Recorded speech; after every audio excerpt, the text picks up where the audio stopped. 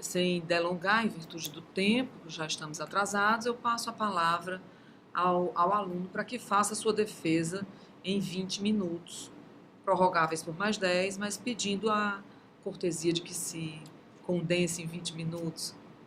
Com você, então. Obrigada.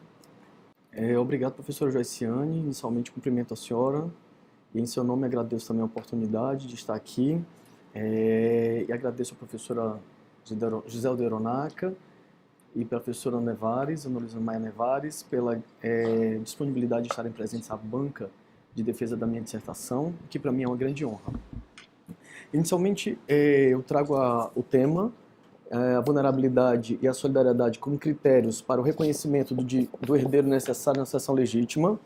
A escolha desse tema é ante a necessidade de revisitar a legítima, temática essa que na atualidade ela é extremamente controvertida e que é necessário buscar compatibilizar esse instituto frente às disposições da Constituição de 88. Inicialmente, eu trago o trabalho em 4 capítulos. O primeiro dos capítulos eu examino os fundamentos do direito sucessório e sua vinculação com a família. Nesse ponto, eu observo que o direito das sucessões ele tem como fonte a família e a propriedade.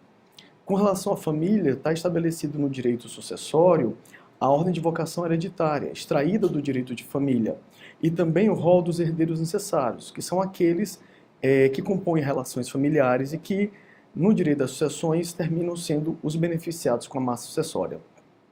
Quanto ao direito de propriedade, o fundamento a justificar as sucessões seria porque é um mecanismo de aquisição patrimonial.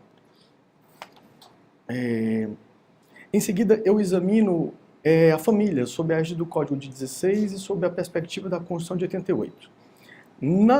No Código de 16, a família ela tinha uma configuração na perspectiva de ser patrimonial, patriarcal, individualista e hierarquizada.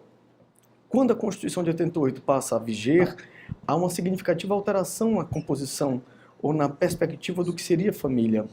A família passa a ser nuclear e, portanto, aquela do sujeito mais próximo, das pessoas mais próximas umas das outras. Também se observa que a afetividade ela ganha um respaldo no sentido de ser um valor jurídico a ser observado, examinado enquanto instituto a realçar as relações familiares. E que também no âmbito dessa família ela há de ser voltada à promoção das pessoas que a compõem, e não mais a família enquanto instituto, mas a família enquanto instrumento de promoção das pessoas. Quando se observa também a incidência da família sob a égide da Constituição de 88, se percebe, na verdade, os valores constitucionais como elementos a balizarem essa perspectiva interpretativa. E os valores que eu examinei, que dizem respeito, então, a esse instituto, são a igualdade, a afetividade, a liberdade e a solidariedade. E quanto à perspectiva da propriedade, a função social. A igualdade, sob a égide da Constituição de 88, deixa de ser meramente formal e passa, na verdade, a ser uma igualdade substancial ou material. A afetividade, ela ganha respaldo enquanto valor jurídico, a balizar as relações familiares para que essas relações familiares cumpram a sua função social. E a função social seria a busca da felicidade dos membros que compõem as relações familiares.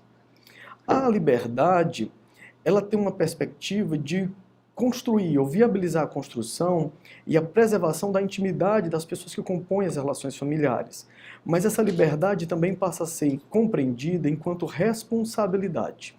E enquanto responsabilidade, é a responsabilidade que tem entre os membros da comunidade familiar. O outro princípio seria a solidariedade. A solidariedade é o dever de assistência, tanto moral como material. E essa solidariedade ela tem a finalidade de proteger as pessoas que estão em desenvolvimento, como, por exemplo, crianças, idosos, adolescentes, e pessoas com deficiência também.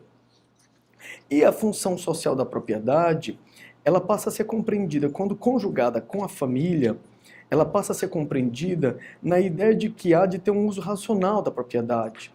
E esse uso racional da propriedade, ela deve, ao fim e ao cabo, fazer ou buscar a promoção do ser humano. Sob o Código de 2002, já que eu examino a perspectiva da Constituição, eu busco verificar se o Código de 2002 ele tem uma compatibilidade com os valores constitucionais. E aí eu fiz um exame acerca dos interesses pessoais e patrimoniais.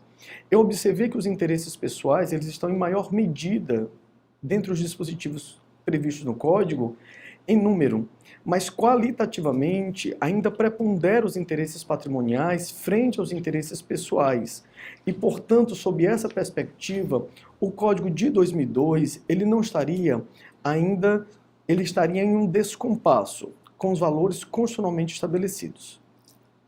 No capítulo 2, eu me detenho sobre a análise histórica do direito das sucessões e suas conexões com a estrutura da família. Busco então examinar primeiramente a sucessão legítima. E vejo que, sob a égide do Código 16, a sucessão legítima ela protegia o que se chamava de grande família. Mas, sob a perspectiva do Código de 2002, há uma mudança. Aqui ainda, mesmo que buscando nessa compatibilidade com a Constituição, proteger a chamada família nuclear. E essa família nuclear, ao ser protegida, termina por trazer uma própria valorização do cônjuge frente aos colaterais. Ainda no capítulo 2, eu examino então o rol dos herdeiros legítimos, que são classificados em duas espécies: herdeiros legítimos necessários e herdeiros legítimos facultativos. Os herdeiros necessários são aqueles que, independente da vontade do disponente, eles integram a condição de sucessores e obrigatoriamente seriam chamados a compor a relação sucessória. Agora, os facultativos são aqueles que serão beneficiados caso não haja disposição testamentária a destinar a integralidade do patrimônio a terceiros. E, portanto, eles só são contemplados se, por expressa manifestação de vontade do próprio disponente, ele não elaborar um testamento ou um ato de última vontade que viabilizasse a disposição de outras pessoas. Nesse capítulo 3º, eu me detive, agora no capítulo 3º, melhor dizendo, eu me detive a examinar a natureza jurídica da previsão constitucional do direito à herança, já que nós estamos sob a égide da Constituição e existe uma previsão específica no artigo 5º, inciso 30, que é o direito à herança. Eu fui investigar qual era o sentido a ser extraído desse elemento constitucional. E aí eu percebo que o direito à herança ele pode ser compreendido sob duas perspectivas. Primeiro, quanto garantia institucional. Segundo, como direito subjetivo. Enquanto garantia institucional, ele termina tendo a incidência no sentido de que há uma necessidade de um disciplinamento quanto à forma, quanto ao conteúdo e quanto aos modos do exercício desse direito à herança. Mas enquanto direito subjetivo, ele termina por ter uma repercussão direta sobre os herdeiros e traz para esses o direito adquirido à herança. Ou seja, na verdade, não vou nem dizer herdeiros, os beneficiários, por enquanto. Então, os beneficiários desse instituto jurídico, ante a sua previsão, eles passam, na verdade, a ter a aquisição de um direito. E as interpretações que podem ser extraídas do direito à herança? Eu tomo por base, portanto, as 4 perspectivas interpretativas jurídicas. A primeira seria a interpretação semântica, gramatical, literal. Na interpretação semântica, a minha busca me levou a observar que ela parece encaminhar para um único sentido, que o direito à herança seria para beneficiar o herdeiro, e não, por consequência, o legatário. Então, numa interpretação mais estrita, na literalidade gramatical do texto constitucional, seria apenas um beneficiário, aquele previsto na condição de herdeiro. Agora, essa interpretação ela se mostra insuficiente a compreender o que dispõe a Constituição quando traz essa garantia institucional. A segunda interpretação seria a interpretação histórica. Na interpretação histórica, eu examinei o Código de 16, que era o código que vigia ao tempo da Constituição foi promulgada, e eu examinei os anais da Constituinte de 88. Ao examinar o Código 16 e ao examinar os anais da Constituinte de 88, a minha percepção é de que o direito à herança ele tem uma relação com patrimônio, então seria um sinônimo de patrimônio ou de direito sucessório. Avançando um pouco mais, quanto à interpretação teleológica, essa interpretação ela seria, na verdade, da conjugação entre herança e a função social para a qual ela se destina. E aí eu percebo que a função social da herança é a concretização da dignidade da pessoa humana e a viabilização desse instituto, portanto. E aí eu observo que nessa interpretação teológica há de ser examinado e há de ser protegido tanto o sucedido como o sucessor. E, portanto, o direito à herança, a interpretação teológica, ela teria dupla incidência. Ela seria um instituto voltado a proteger o titular da massa patrimonial e, quando ele já não mais existir, os destinatários dessa massa. E, por fim, a interpretação sistemática.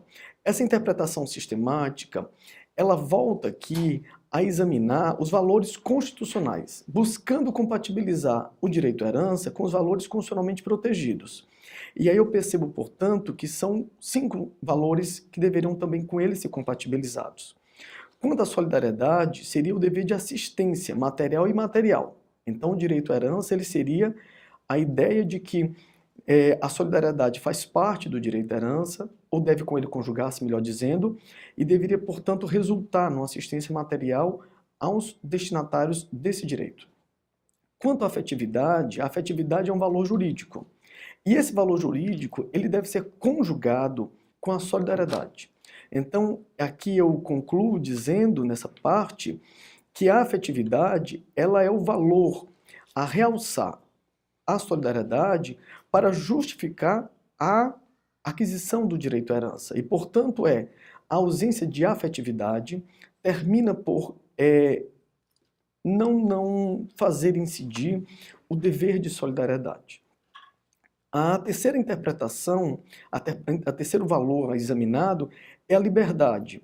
E quanto à liberdade, eu observo que é a liberdade de testar que é conjugada ou valorada numa proporcionalidade com a solidariedade. E essa liberdade, ela só pode ser justificada, a sua restrição, quando houver uma solidariedade e uma afetividade a viabilizarem a concretização do direito à herança. E, portanto, a liberdade de testar, ela só teria justificativa constitucional na medida em que estiver presente uma relação de afetividade entre os membros da comunidade a serem beneficiados, no caso da comunidade familiar. A igualdade material, eu observo que ela incide que o direito de herança, na verdade, deveria proteger os vulneráveis. E, portanto, o direito à herança, enquanto concretização desse valor, que é a igualdade material, ele deveria voltar-se à proteção daqueles que têm uma fragilidade no meio social. E, por fim, a função social da propriedade, quando conjugada com o direito à herança, ela resultaria na promoção da pessoa humana. E, portanto, a funcionalização do Instituto era a busca da proteção das pessoas.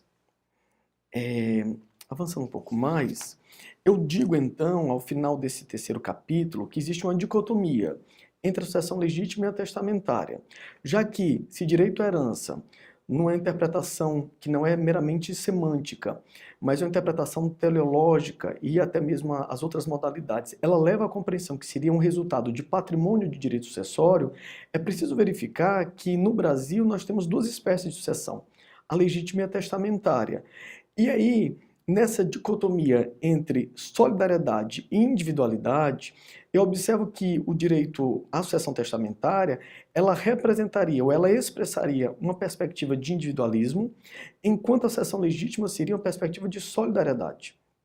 E nessa ideia, conjugando-se solidariedade com liberdade, eu observo que há uma justa medida de criar ou de adotar um critério intermediário na restrição da da liberdade de testar, desde que haja uma solidariedade conjugada com afetividade a respaldar essa restrição.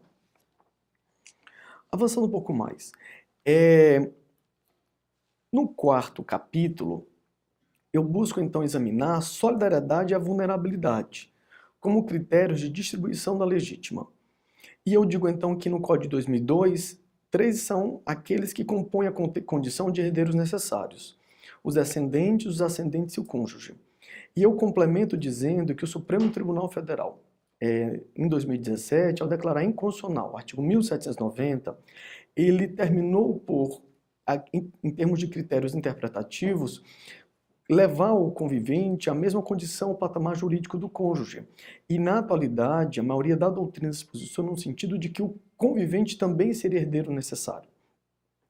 E essa legítima, então, em que hoje, prevista na lei, seriam de 3 categorias, descendentes, ascendentes, cônjuge, e entre cônjuge também convivente. Qual seria a função, qual seria o objetivo a ser cumprido por esse instituto jurídico? Eu digo que ele só se justifica quando se protege a vulnerabilidade. E em termos de direito das sucessões, eu estou aqui a defender que essa vulnerabilidade poderia ser compreendida em 2 perspectivas. Uma vulnerabilidade econômica, e uma vulnerabilidade dos grupos constitucionalmente protegidos. Dentre os grupos constitucionalmente protegidos, eu digo que seria a criança, o adolescente, o idoso e a pessoa com deficiência. E aí agora eu chego mais concretamente no capítulo 4 para examinar se há justificativa na atualidade para manter-se a previsão do Código de 2002 das categorias que ele trouxe, descendentes, ascendentes, cônjuge e convivente. Inicialmente, eu examino a condição dos descendentes. Qual seria o fundamento a justificar os descendentes como herdeiros necessários? O fundamento seria auxílio mútuo e recíproco, mantido entre pais e filhos. Então, essa relação entre pais e filhos é uma relação de auxílio, que enquanto os filhos são menores e incapazes, eles terminam tendo a contribuição paterna. Mas quando eles passam a ter autonomia e, portanto, terem maioridade, em algum momento no futuro eles se voltam a proteger aqueles que lhes ampararam. E aí, no caso, os idosos teriam também essa perspectiva de proteção. Mas especificamente quanto aos descendentes. Quanto aos descendentes, nós poderíamos dividi-los em 2 categorias, ou 2 classes aqui. Os maiores e autônomos e as crianças e adolescentes.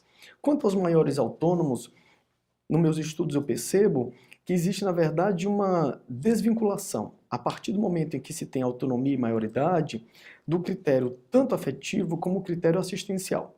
E que, por vezes, há uma separação física e também termina por ocorrer uma separação afetiva entre descendentes e ascendentes. E isso resulta no sentido de que eu defendo de que os maiores capazes, os descendentes maiores capazes, não deveriam compor a condição de herdeiros necessários. Mas as crianças e adolescentes, por outro lado, eles ainda estão categorizados ou indicados como grupos constitucionalmente protegidos e, portanto, crianças e adolescentes deveriam sim, enquanto descendentes, terem a proteção jurídica da legítima. E eu buscando, então, trazer essa compreensão jurídica com os dados da realidade, eu fiz uma pesquisa dos dados do IBGE, do Banco Mundial, enfim, buscando entender e compreender o que é essa sociedade na atualidade. E nessa compreensão eu percebi que as crianças e adolescentes, melhor dizendo, as pessoas abaixo de 20 anos, elas representam hoje 1/3 da sociedade. Avançando um pouco mais. Quanto aos ascendentes, será que haveria ainda uma justificativa para protegê-los na condição de herdeiros necessários? E eu digo então que esses ascendentes, eles devem ser protegidos na condição de idosos. Se idosos forem, eles deveriam ter, enquanto um grupo constitucionalmente protegido, esse direito, o direito à proteção da legítima. E aí eu trago alguns dados estatísticos. Hoje, 14% da população é idosa, mas o curioso é que nos 15 anos que eu pesquisei, de 92 a 2015, houve um crescimento de 75% dos idosos frente à população da sociedade em geral.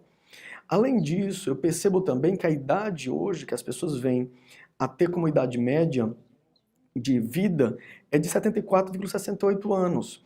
Mas houve aqui um aumento de 8 anos nos últimos 15. Então, de 92 a 2015, houve um crescimento de 8 anos na expectativa de vida do brasileiro.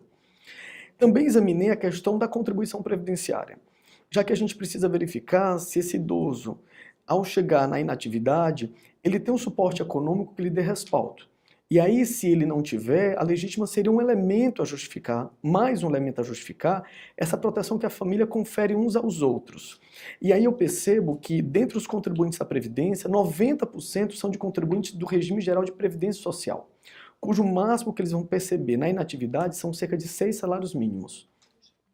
Dentre os contribuintes, ou daqueles que ocupam a condição de pessoas capazes, ativas, apenas 6,8% fazem com recolhimento para a previdência privada. Então a previdência privada, portanto, não tem uma adesão no meio social na atualidade, a justificar de que eles estariam protegidos. Avançando um pouco mais, aí eu examino agora a terceira categoria jurídica, que é do cônjuge e companheiro. Eu digo que a relação de cônjuge e companheiro é a relação mais íntima existente entre uma pessoa, que ela mantém. E essa relação ela é pautada na cumplicidade, na partilha, na dedicação de uma vida em comum enquanto ela evidentemente acontece. E é uma relação que transcende razão e que ela é pautada em muitos elementos de emoção. E que haveria sim, na atualidade, um fundamento para a manutenção do cônjuge e do companheiro como herdeiros necessários. Além da solidariedade, que é inerente a essa realidade, já que há um dever de assistência de uns para os outros, e, portanto, ao haver a morte de um, o outro deve ficar resguardado economicamente, existe o elemento da afetividade. O professor Paulo Lobo termina por justificar essa afetividade, dizendo que essa afetividade ela vai ocorrer até quando houver a extinção do vínculo conjugal. Então, o elemento, o critério objetivo, a dizer que o cônjuge compungiria a condição de herdeiro necessário... Você está na prorrogação. Tá, já estou finalizando.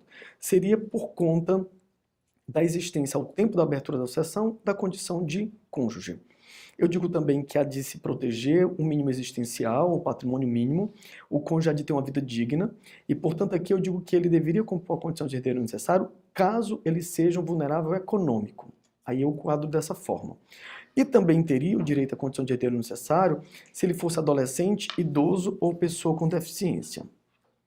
Examinando a questão das relações familiares, eu observei que em 2015, segundo os dados do IBGE, 31% das pessoas eram casadas e 17% conviventes, e portanto quase 50% da população elas viviam em regime de união estável de casamento. Outros 41% eram solteiras, mas houve um decréscimo no curso do tempo com relação aos solteiros, enquanto os conviventes e casados aumentaram essa proporção. E as separadas e divorciadas eram apenas 5%. Eu também observei que a idade que as pessoas contraem matrimônio, elas avançaram. Os homens contraem matrimônio aos 30 na atualidade, em 2015 no caso, e as mulheres aos 28. E que com relação ao nascimento, houve um decréscimo. Enquanto há 15 anos atrás nós tínhamos a média de 2,6% de filhos por mulher, hoje nós temos 1,84%. Então os nascimentos eles diminuíram. Avançando. Eu observei também, segundo os dados do IBGE, que a duração do casamento é relativamente ela é de 15 anos e, portanto, há uma certa estabilidade nas relações conjugais. E que quando a desconstituição do vínculo pela separação ou divórcio, o homem tem aproximadamente 43 anos e a mulher tem 40 anos de idade. E aí já chegando agora quase ao fim. Eu digo então que, dentre as pessoas casadas, 42% têm filhos. E 20%, ou 19,9%, são casados sem filhos. E dentre também as mulheres que tiveram filhos pela primeira vez, segundo os dados do IBGE, houve uma diminuição da idade menor para um acréscimo da idade maior. As mulheres de 15 a 29 anos representam 11% daquelas que pela primeira vez tiveram filhos. E 34% delas têm 30 a 49 anos e outras 34% têm acima de 50 anos. E por fim, eu digo que o cônjuge companheiro 30,9% das famílias eram formadas por pessoas não casadas, mas 62,2% das famílias eram formadas por pessoas casadas. Então nessa conjugação, eu digo que o casamento ainda é um instituto que tem adesão social, ele não houve decréscimo no curso do tempo, ao contrário, ele parece ter um crescimento frente à condição de solteiros. O casamento ele tem uma estabilidade, uma certa estabilidade, já que ele tem a durabilidade de 43 anos, e as pessoas ao se casarem um pouco mais maduras, elas terminam fazendo escolhas que terminam tendo um elemento de emoção talvez um pouco menor, ante a expectativa, a experiência de vida, enfim, isso é uma conjectura que eu já estou fazendo um pouco fora do elemento jurídico, mas enfim. Agradeço imensamente a oportunidade das professoras estarem todas presentes na minha banca, e para mim foi uma grande honra construir esse trabalho, enfim, é isso.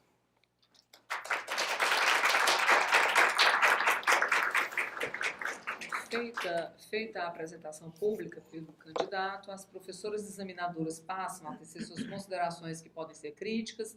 Nós até prevenimos a família, as críticas podem ser duras, e a ordem seria passar a palavra inicialmente à nossa decana, a professora Gisele Veronaca, mas ante ao risco da professora Luísa perder o voo, a professora gentilmente cedeu o espaço aqui a Ana Luísa Nevares venha a fazer suas considerações primeiro.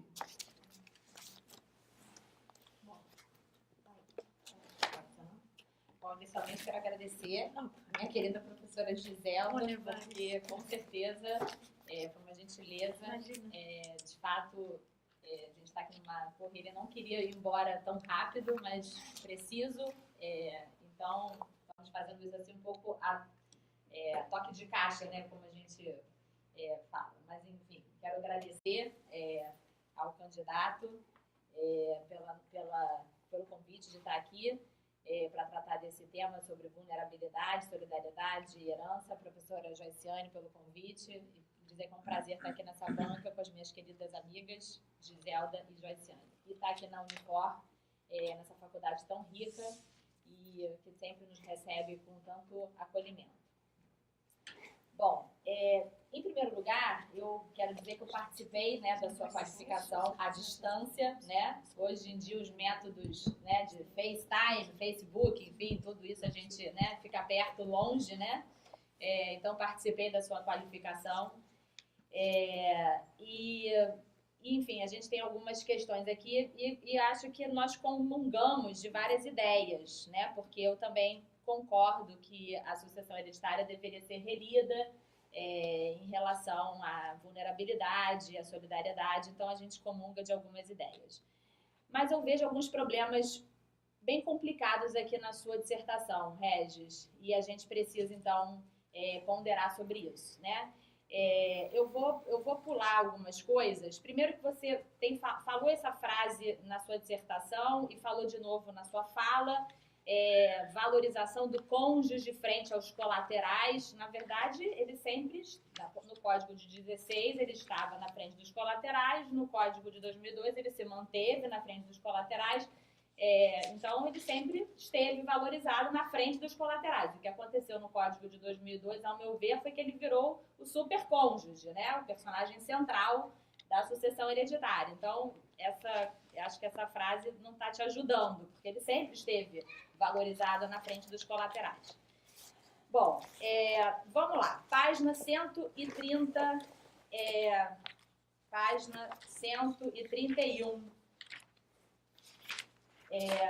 Página 131. Você, na página 131, eu li os primeiros capítulos dos princípios, teria algumas considerações a fazer aqui, mas eu vou pular para o que está mais pulsante aqui para mim. Essa página 131, você começa ponderando sobre... Vou chamar de você, Joyce, desculpa, acho que eu estou sentindo tão em casa que eu estou chamando de você, não estou chamando... Pode ficar aqui, não tem essa formalidade. Então tá bom, desculpa, que eu já nem perguntei se eu podia, claro. Mas então tá bom. E esse tem aqui o item possibilidade de um regime sucessório próprio para a união estável. E aqui, então, você defende a possibilidade do legislador estabelecer um regime próprio para a união estável diverso do casamento. Evidentemente que eu, como pesquisadora, sou contra isso, né? Mas as minhas considerações que eu farei aqui não são porque eu sou contra isso, são porque eu penso que você defender isso na sua dissertação está absolutamente contraditório. Você está defendendo uma sucessão hereditária fundada na solidariedade, na afetividade, na liberdade, né?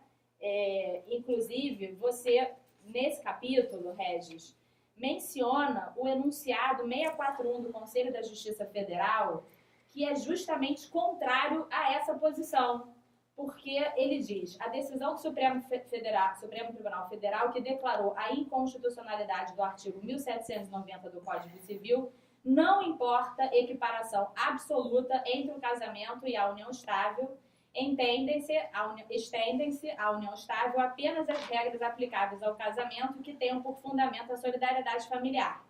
Por outro lado, é constitucional a distinção entre os regimes quando baseada na solenidade do ato jurídico que funda o casamento ausente na união estável. Então, o que acontece? Qual foi o fundamento da decisão do STF e qual foi o fundamento que está aqui no 641? Todas as normas que tenham por fundamento a solidariedade familiar tem que ter equiparação com o casamento e a união estável. E todas as normas que tenham por fundamento a solenidade do matrimônio não podem ser diferentes. Serão, porque a união estável não pode se equiparar ao casamento.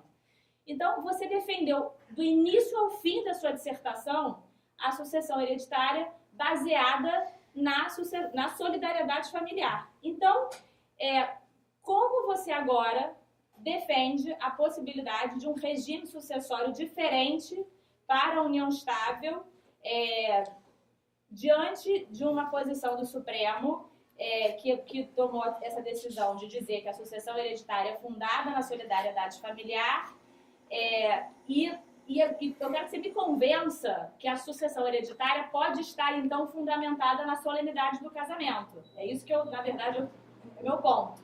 Porque se você está ponderando que eu posso ter um regime sucessório diferente para a união estável, então a sucessão não está na solidariedade familiar, ela está na solenidade do casamento. Que a gente defender que o cônjuge não deve ser herdeiro necessário, devemos ampliar a sucessão do cônjuge e do companheiro, tudo isso a gente está defendendo de lege, ferendo uma mudança da legislação, porque a gente tem um código velho, que é um código da década de 70, que trouxe um super cônjuge que está defasado. Mas a gente defender um projeto que visa uma sucessão diferente para o companheiro, né? Por que o companheiro tem que herdar diferente do cônjuge? Por que o legislador vai olhar para a união estável e vai dizer, não, quem é companheiro sucede menos ou mais do que quem é casado?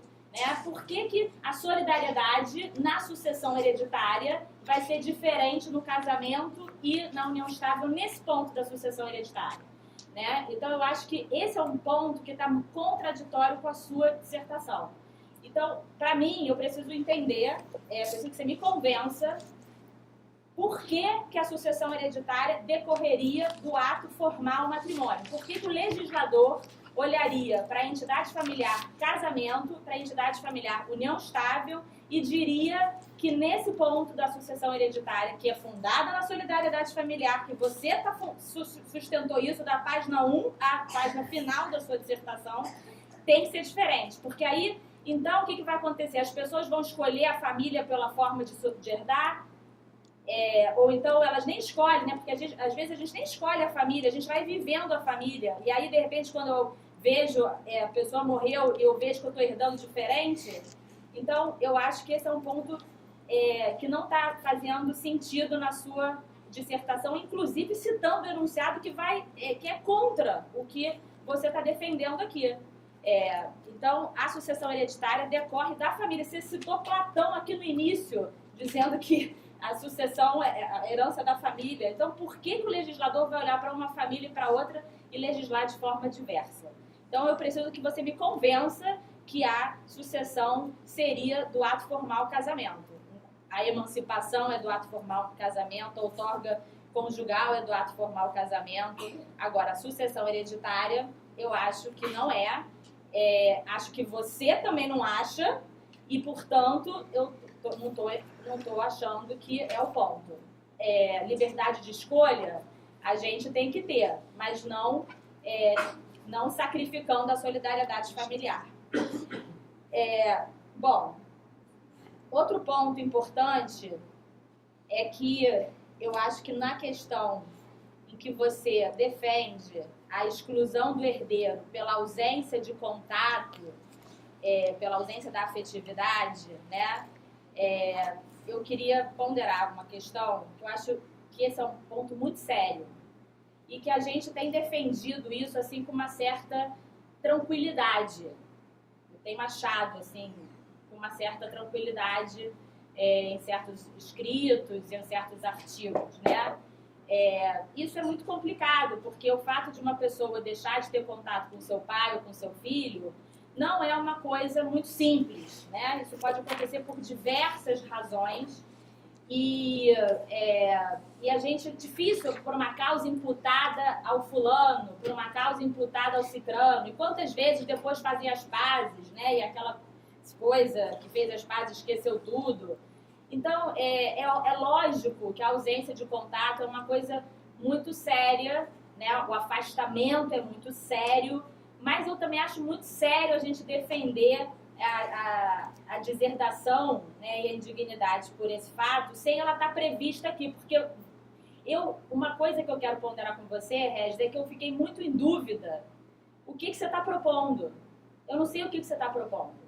Eu não sei para o descendente é o quê? Para o ascendente é o quê? Para o cônjuge é o quê? Qual é a sua proposta? É um projeto de lei? Onde que eu posso aplicar a sua dissertação? Eu estou assim, super de acordo na gente reler a sucessão hereditária à luz da vulnerabilidade. Mas eu não consegui encontrar aqui onde que eu vou aplicar essa sucessão hereditária. Onde que eu vou aplicar? Como que eu vou fazer? Né? No descendente é como? Em que lugar que eu posso fazer essa releitura diante do ordenamento posto? Ou qual é a sua proposta de releitura? Então, num ponto que você falou expressamente, aqui tem aplicação imediata, no caso da ausência de contato.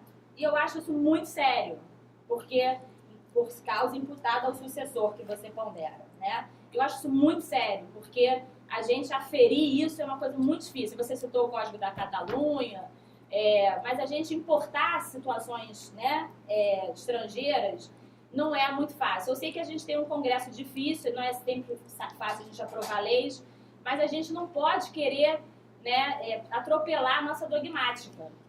E eu queria te fazer então uma sugestão, porque a gente tem um artigo importante do Código, que é o 557, que é a revogação da doação por ingratidão, que diz lá que uma das causas de revogação por ingratidão... 557,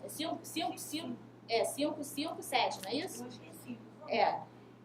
Que diz lá que na revogação da ingratidão, uma das causas é quando o donatário recusa prestar alimentos daquele que precisa.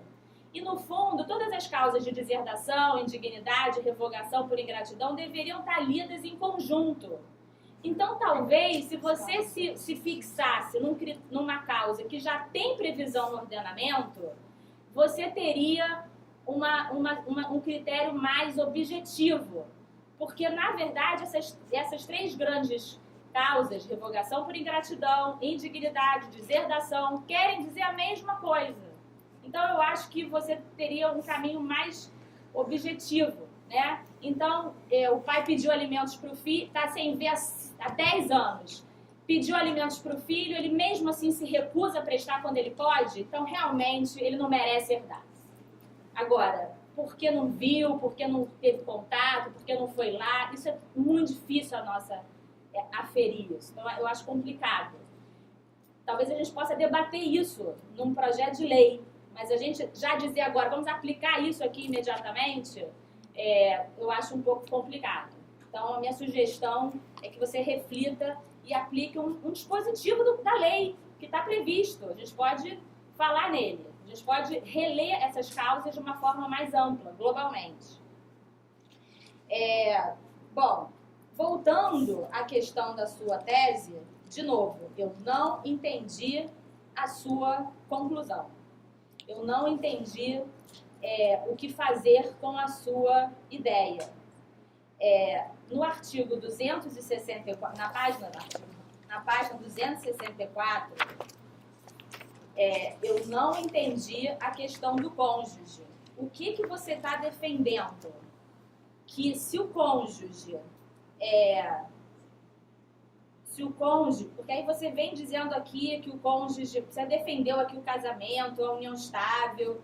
Aí tem um parágrafo lá no fim, tá enorme essa conclusão. Essa conclusão você precisa enxugar ela. Eu até já vou dizer, esse 16.1... Acho que não entendi por que ele está aqui.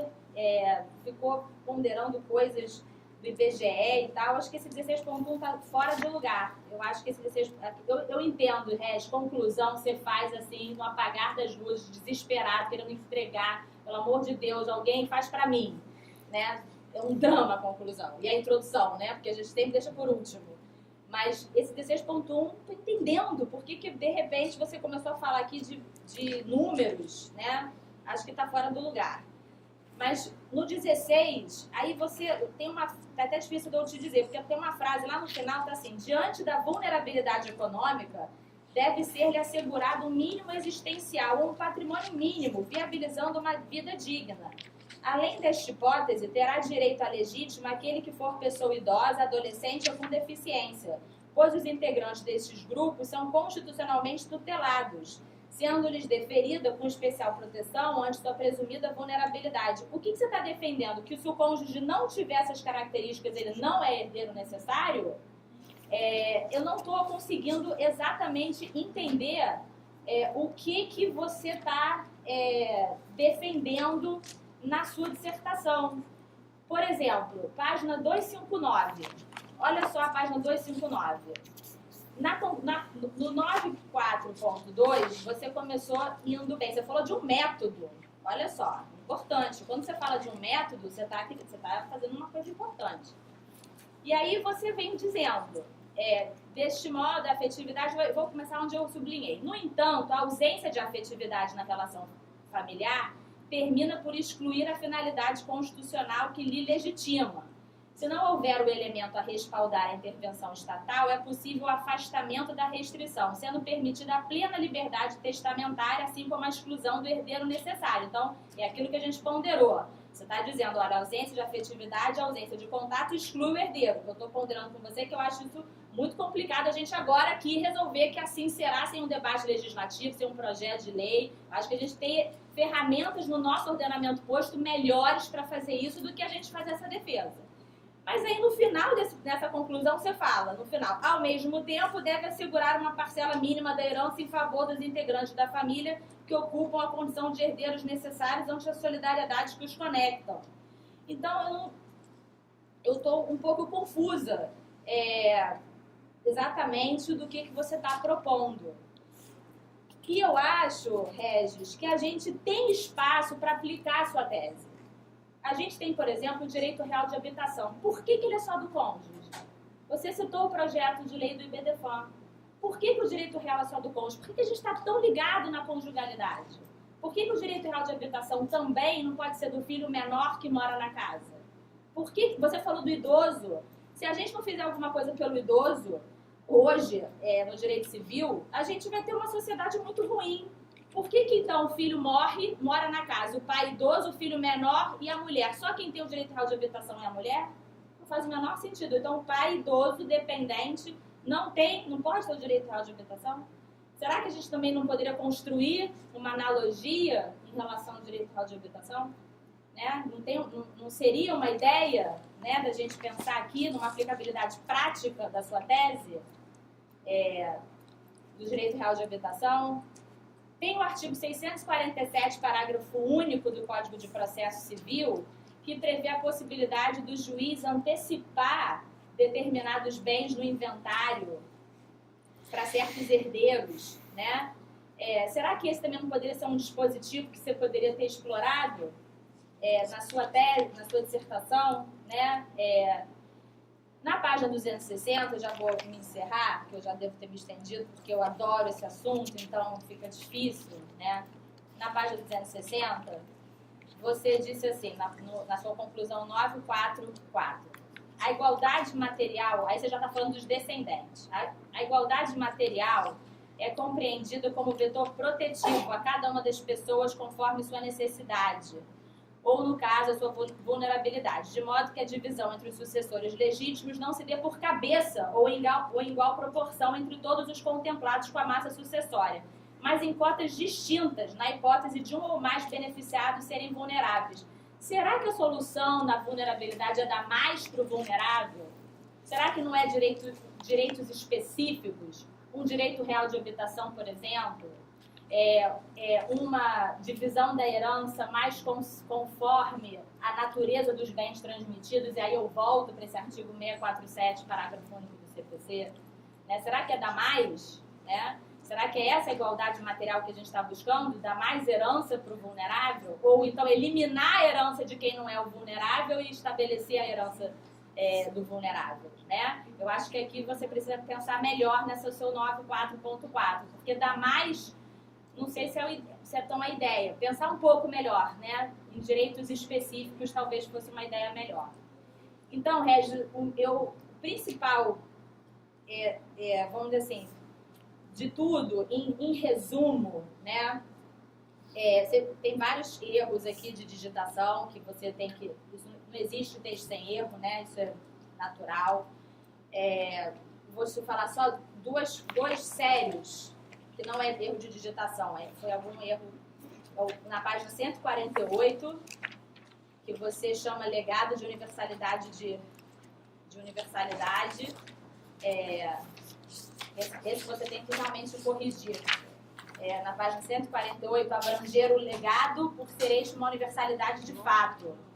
Não entendi, deve ser, eu não sei se essa citação do Oliveira, legado, universalidade, eu não entendi. Só se está falando do legado de dizer, deixei uma biblioteca, deixei um rebanho, não entendi essa parte, para você olhar. E na página 182, também tem assim, naquele momento vigorava a autonomia privada ante a liberdade de testar, porque para mim parece um pouco sinônimo, né? Autonomia privada e liberdade de testado. Aí eu não entendi muito bem o que você quis dizer. Mas, no mais, eu não vou me estender muito nesse ponto. Então, assim, em suma, Regis, o que realmente, assim, que eu acho que é um problema para mim é você defender um companheiro com regime sucessório diverso, porque eu não consigo ver a sua defesa do legislador olhar para a união estável e dar outro regime sucessório, quando a sucessão decorre da solidariedade familiar. Eu acho que, nesse ponto, eu vou violar a igualdade, vou tratar pessoas na família na mesma posição de forma diferente, eu vou violar a igualdade nesse caso. Porque se a sucessão decorre da solidariedade, por que eu vou dar mais sucessão para um do que para outro? Então, eu acho que isso tá contraditório a sua dissertação. E eu não entendi a aplicabilidade do que você propõe em relação à sua dissertação. Então, é isso. Preciso escutar você. Professora Ana Luísa, muito obrigada. E você vai acostumando que só falta o doutorado, você ter a oportunidade de duas pessoas tão importantes se debruçarem na leitura de um trabalho. A gente depois perde esse privilégio. Eu vou passar de imediato para ele fazer as respostas, então, e aí você tem até 20 minutos.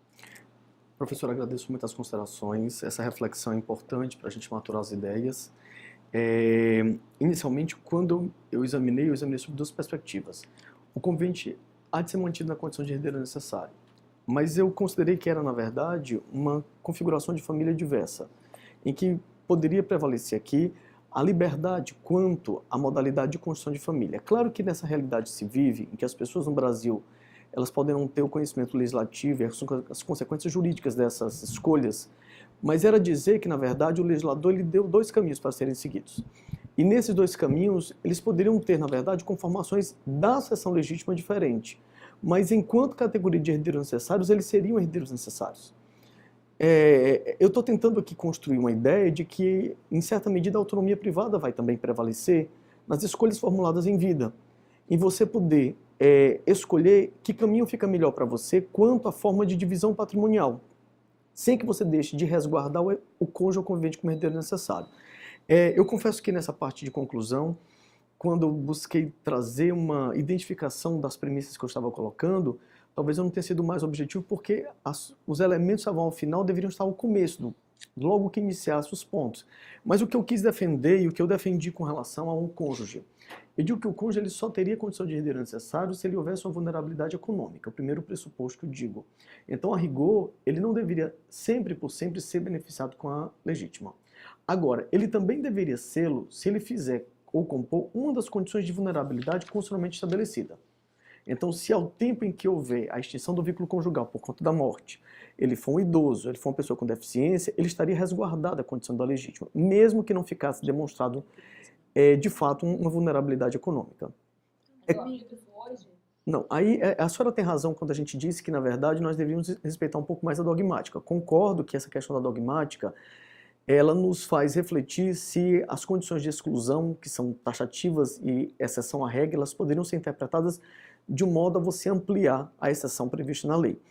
Mas ante a incidência constitucional dos princípios, eu vejo, na verdade, a possibilidade do magistrado fazer uma conformação mesmo não havendo previsão expressa na lei.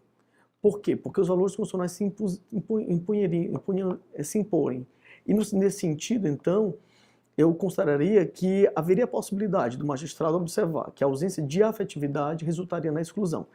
Eu tentei encontrar durante a dissertação esse marco, esse critério de como a afetividade poderia resultar concretamente, sem chegar a um projeto de lei, porque eu não tive fôlego para tanto, eu tinha reduzido o tempo do mestrado, mas trazendo um critério, uma baliza minimamente objetiva.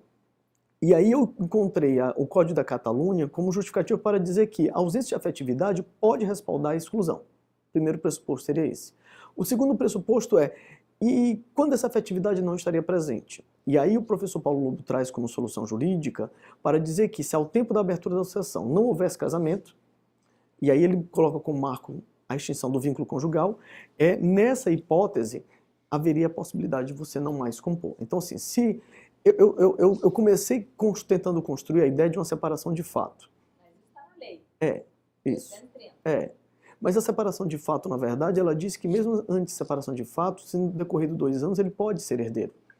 Eu comecei a tentar conjugar a emenda constitucional 63. Eu não trouxe isso no trabalho, mas foi uma primeira ideia que eu trouxe. Mas eu achei que, na verdade, não está. E aí eu achei que, na verdade, essa construção teórica, ela talvez não fosse a mais adequada. Eu procurei outras balizas. E a baliza que o professor Paulo Lobo trouxe, eu achei que talvez fosse um critério objetivo. Mas merece realmente uma reflexão, eu vou refletir mais. É um ponto, na verdade, extremamente sensível da dissertação, é um ponto estruturante da dissertação, em que eu preciso, de fato, trazer um critério em que eu possa trazer uma justificativa plausível para defender essa ideia. E a ideia da dissertação não é uma ideia também, é uma ideia mais de legis ferenda, na construção legislativa. Agora, evidentemente, ante a ideia de que os valores constitucionais se impõem, eu também defendo que o magistrado tem uma certa liberdade de conformação. Mas eu preciso examinar essa questão das exceções, vou refletir um pouco mais. Mas vou só te interromper uma coisa, Regis, você falou de 2 coisas diferentes nessa sua frase agora. Você falou na questão da falta de afetividade, você falou na questão da vulnerabilidade do cônjuge. Okay. A falta de afetividade é um ponto. Certo. Se você estivesse falando da separação de fato, etc., a gente estava falando do artigo da lei que você não abordou. Ok, a questão da afetividade você está ponderando, é uma questão. E a vulnerabilidade do cônjuge? Eu me deparo com um cônjuge milionário, um cônjuge maravilhoso, que joga vôlei na praia todo dia, maravilhoso, milionário. Então, o juiz pode olhar para o caso e falar, não, esse cônjuge não tem direito sucessório? Eu defendo que, se ele não tiver vulnerabilidade econômica, a rigor ele poderia ser objeto de exclusão. Então, esse é o pressuposto. O legislador diz expressamente que ele é herdeiro, e aí o juiz vai olhar para o cônjuge e falar, olha só, nossa, o cônjuge milionário, super bem, de vida, maravilhoso, ele pode excluir o juiz, porque não é vulnerável. Porque não teria o elemento da vulnerabilidade. Essa é a pressuposto que eu tomo. Então você entende que isso poderia ser aplicado agora. Então isso que você está defendendo, eu só quero entender. Sim. E para o filho também? Para o filho também. Tá bom, Eu queria só complementar, na verdade. Evidentemente que a gente pode tratar aí um pouco mais de ativismo judicial, né? Da atuação do Poder Judiciário numa seara que seria de natureza eminentemente política, da critério do legislador, da escolha política por ele formulada. Mas os princípios constitucionais, eles terminam tendo incidência direta, e o próprio Supremo Tribunal Federal, ele tem pautado nessa ideia quando ele, por exemplo, olha para a Constituição e diz que a ideia das relações não afetivas também tem fundamento constitucional, mesmo a legislação não trazendo de modo expresso a questão do casamento entre pessoas do mesmo sexo. Totalmente diferente, né? Totalmente 100% diferente. Mas, enfim. Tranquilo. Então, passo a palavra à professora Gisele Trunaca, que igualmente terá 20 minutos, que a gente sempre, para ouvir ambas, a gente não conta o tempo. Tem que contar, senão a gente não para de falar, né? É verdade. Acho que eu tenho som aqui. Obrigada. A única desvantagem de falar depois da professora Nevares é essa. Eu não sei se notaram, eu arrumei uma caneta, um lápis, e fui só riscando todas as coisas que eu tinha preparado para falar eu mesma.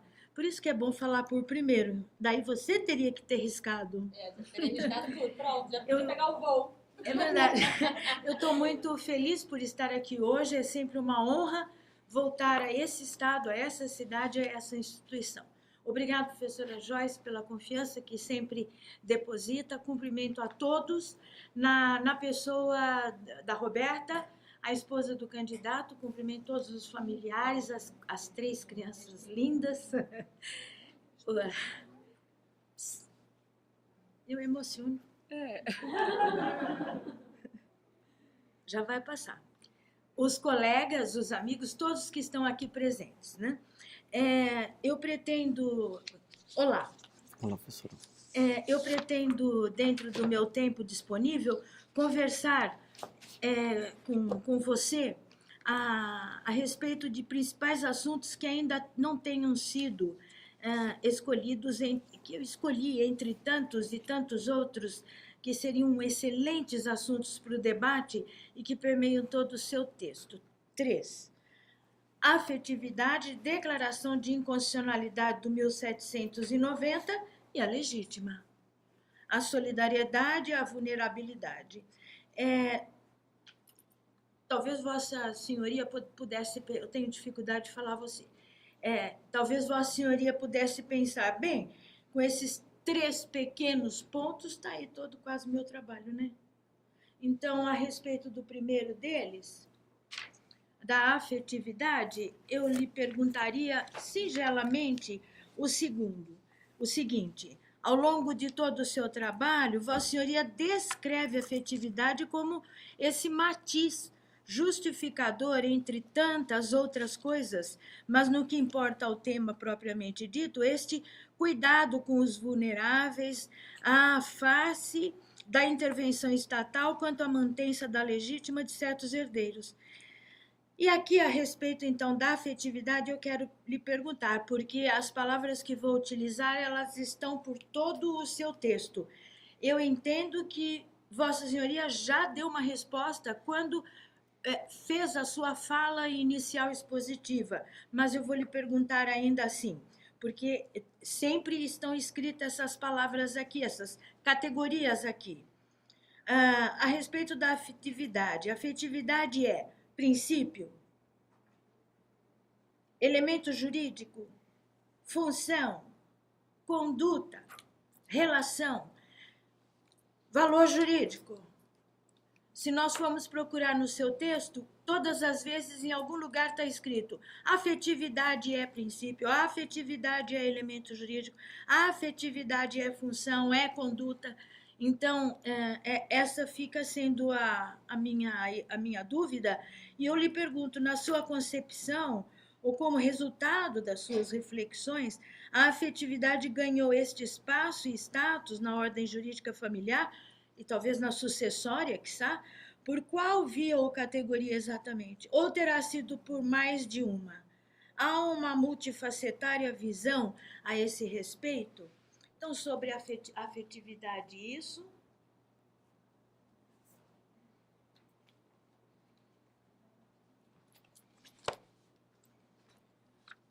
Sobre a declaração de inconstitucionalidade,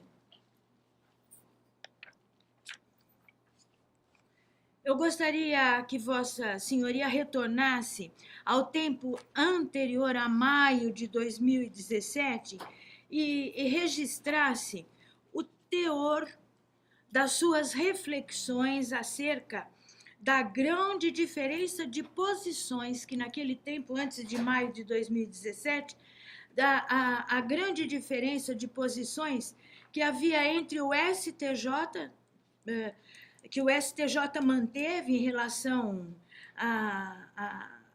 ao assunto, a constitucionalidade ou inconstitucionalidade do 1790 e, finalmente, a posição declarada pelo STF.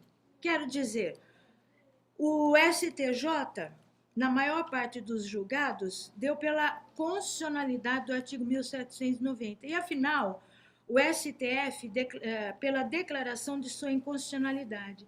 Se puder, relate em breves palavras como Vossa Senhoria vivenciou este tempo, porque este foi um tempo em que preparava a sua dissertação de mestrado e deve ter ficado bastante atônito ou confuso ou esperançoso ou o que quer que seja, conte-nos. depois de o STF ter declarado ser o artigo 1790 incompatível com a ordem constitucional, muitas dúvidas ou inconsistências restaram. O IBDFAN interpôs embargos de declaração. Muito obrigada, professora Ana Nevares, que foi a autora desses embargos, fantásticos embargos. E eu pergunto ao candidato, qual é a sua expectativa a respeito da resposta que a Corte dará a esses embargos? Que expectativa tem Vossa Senhoria a esse respeito? Qual é exatamente uma melhor solução legislativa para a principal questão daí advinda? Quer dizer, se o companheiro é ou não herdeiro necessário? Seria uma resposta, uma solução legislativa? Se é isto, Vossa Senhoria pensou alguma vez numa proposta legislativa? Tem uma sugestão de lege ferenda?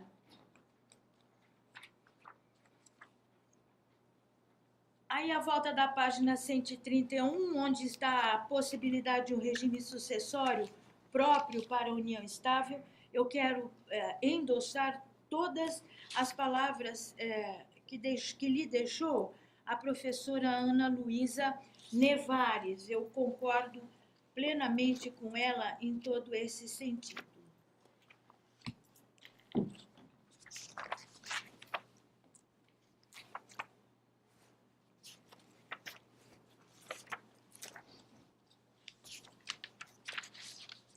E aqui, a respeito da legítima, desculpe, mas eu vou retomar alguns pontos e refazer algumas questões.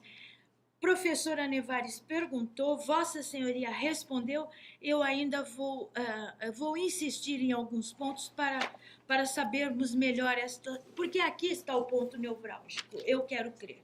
Sob esse tema centralíssimo da sua dissertação, eu peço, então, a Vossa Senhoria a gentileza de considerar, sob a égide da legítima dos herdeiros necessários, alguns aspectos principais e que os comentasse, por favor. Primeiro, sua conclusão, que não é pela extinção do Instituto,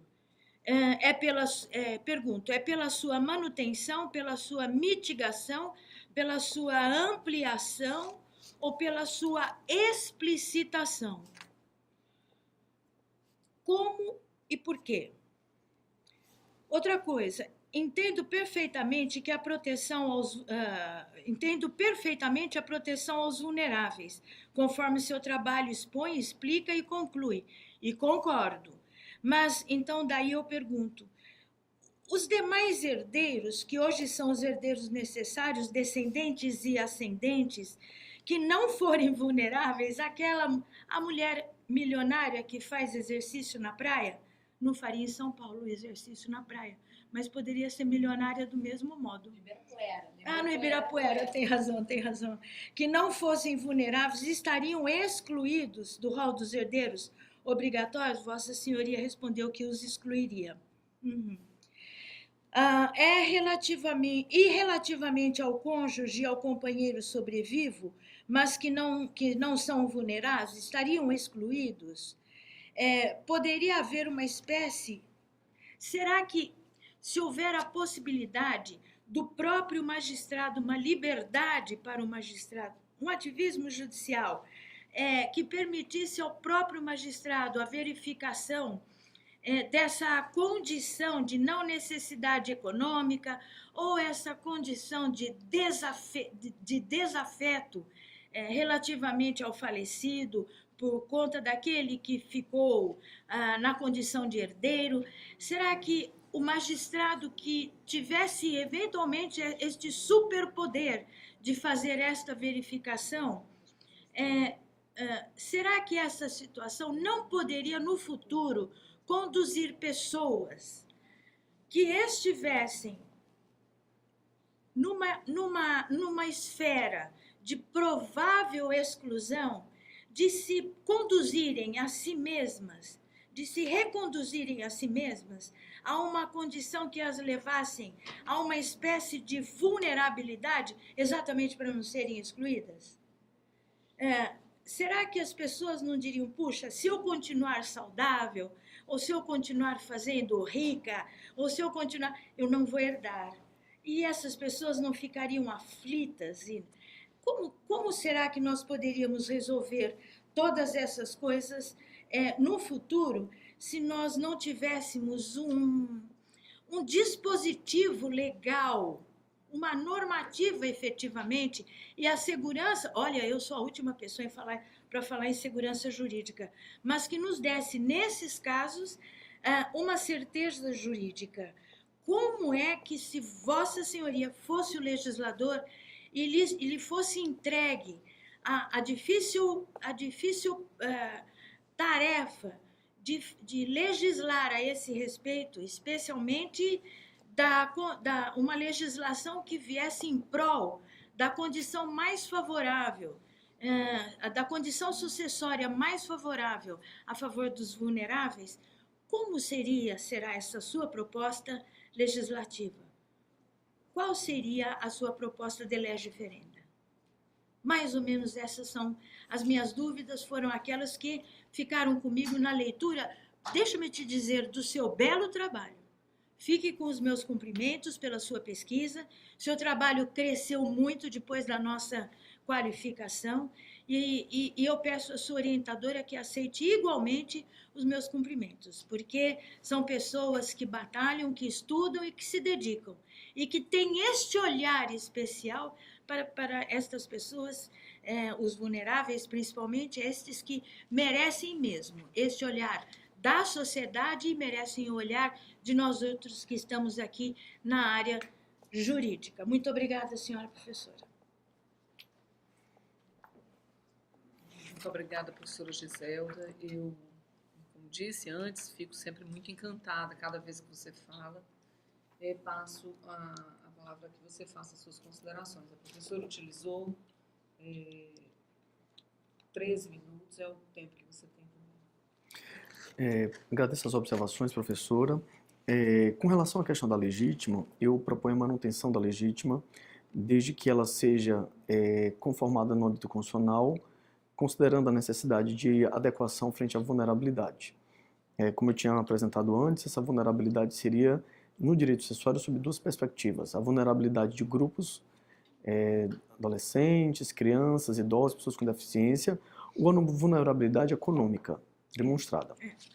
Então, eu manteria, mas desde que ela houvesse uma reconfiguração quanto a ela. Com relação à questão de proposta de lei referenda, era um objetivo que me pretendia no início, até a senhora havia proposto isso na qualificação.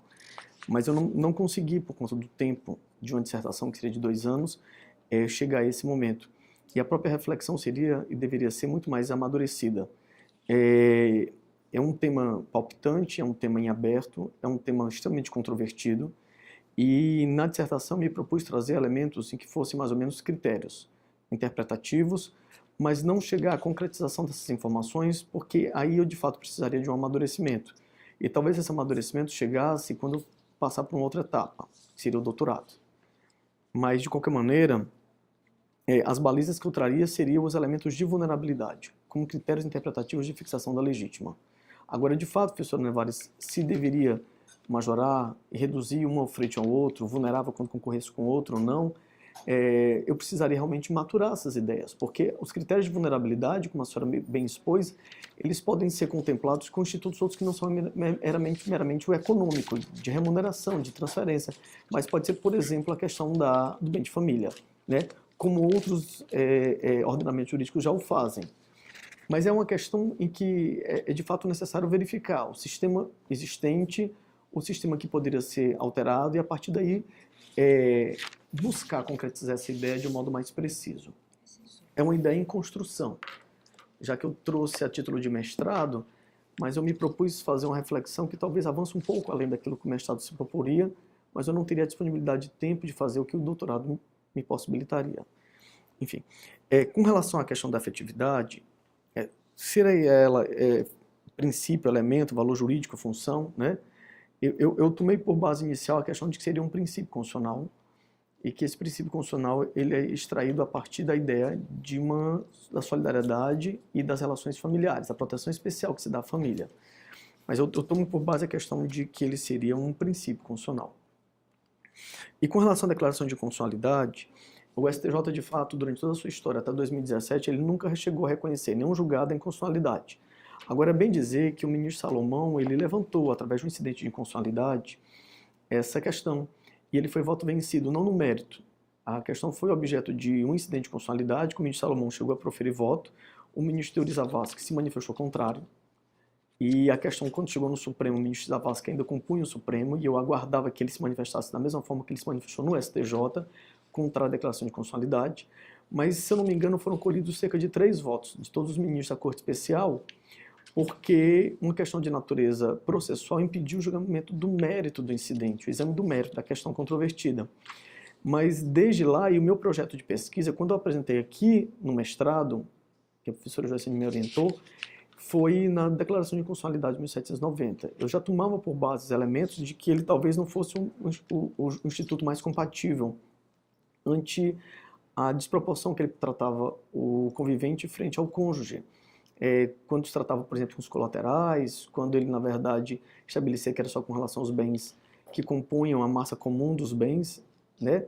Mas eu já me manifestava no sentido de que havia uma inadequação. O pressuposto que eu tomei, professora Nevaz, professora Hironaka, quando eu falei do ponto lá da página 131, era de que a ideia é de que os critérios podem ser diversos, desde que eles estejam pautados na proporcionalidade. Um critério de mínima razoabilidade, ou seja, que não pode, na verdade, haver uma desproteção exacerbada de um instituto casamento frente à união estável. Mas eu acredito aqui a pensar de que é possível você dar conformações jurídicas diferentes, mesmo você tendo relações de natureza familiar, em que as pessoas poderiam, a partir daí, compor as suas relações familiares de acordo com sua própria escolha. Evidentemente, como eu falei antes, nem sempre todas as pessoas que fazem essas escolhas de casamento ou união estável sabem as repercussões jurídicas do âmbito sucessório, mas seria um respeito à autonomia privada em certa medida. Agora, essa escolha não poderia causar uma atuação tão exacerbada no sentido de conferir ao cônjuge uma condição tão significativamente diversa frente ao convivente. Mas aí, no trabalho eu defendi de que era possível haver uma conformação diversa.